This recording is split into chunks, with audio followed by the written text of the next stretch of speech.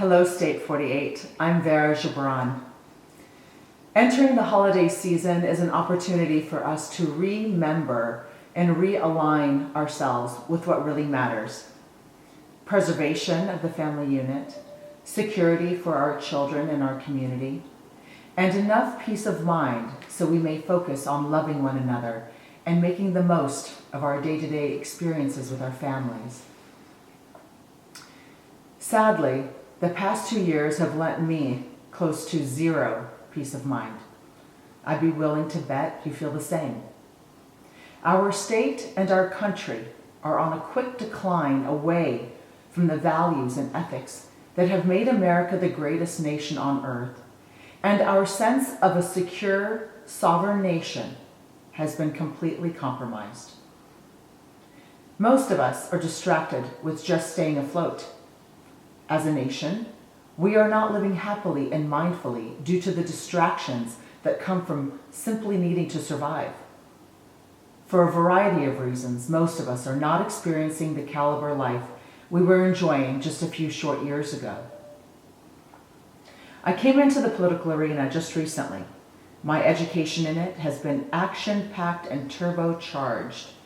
During the course of the last year, I have learned volumes about the workings of our state and our party, the dynamics and some of the mechanics.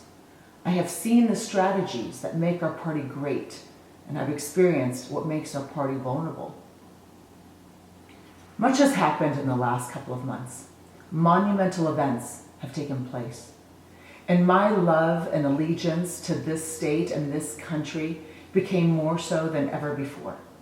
My conviction to protect it and preserve it feels more urgent than ever. Currently, more than 65% of Arizonans have lost confidence in the election process. This has me a little unsettled. Without an effective vote, we are not America. At this point in time in Arizona's history, it is imperative to have a well-planned and laser-focused direction forward.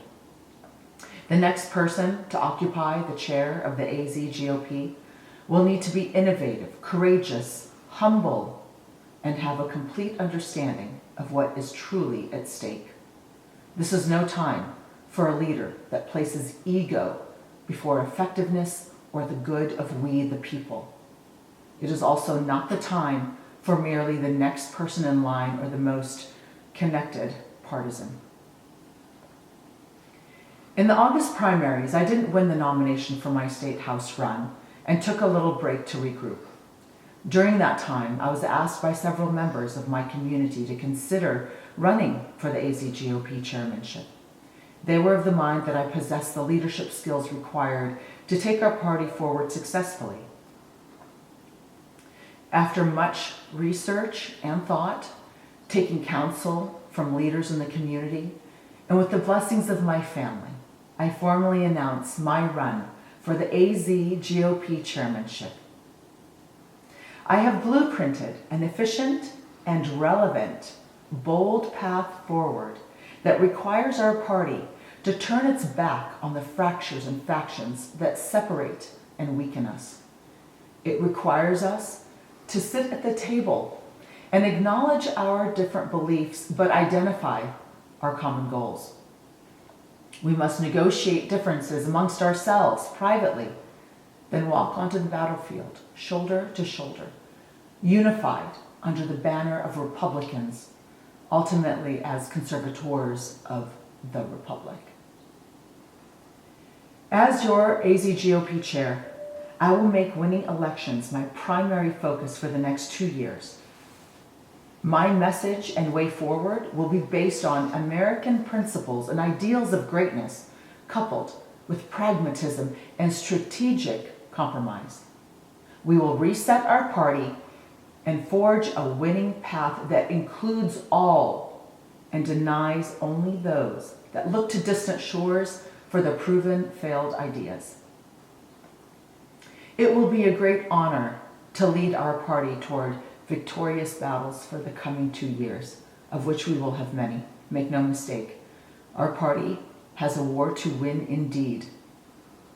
This is a war to save our state from joining the likes of California, New York, and several other states.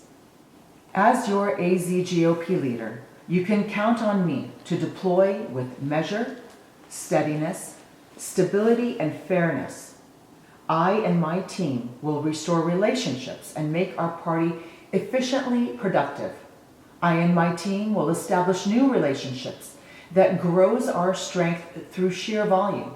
And I and my team will create a new behavioral culture within our party that acts to serve us and the preservation of the Arizona Constitution, the U.S. Constitution, and ultimately, we the people.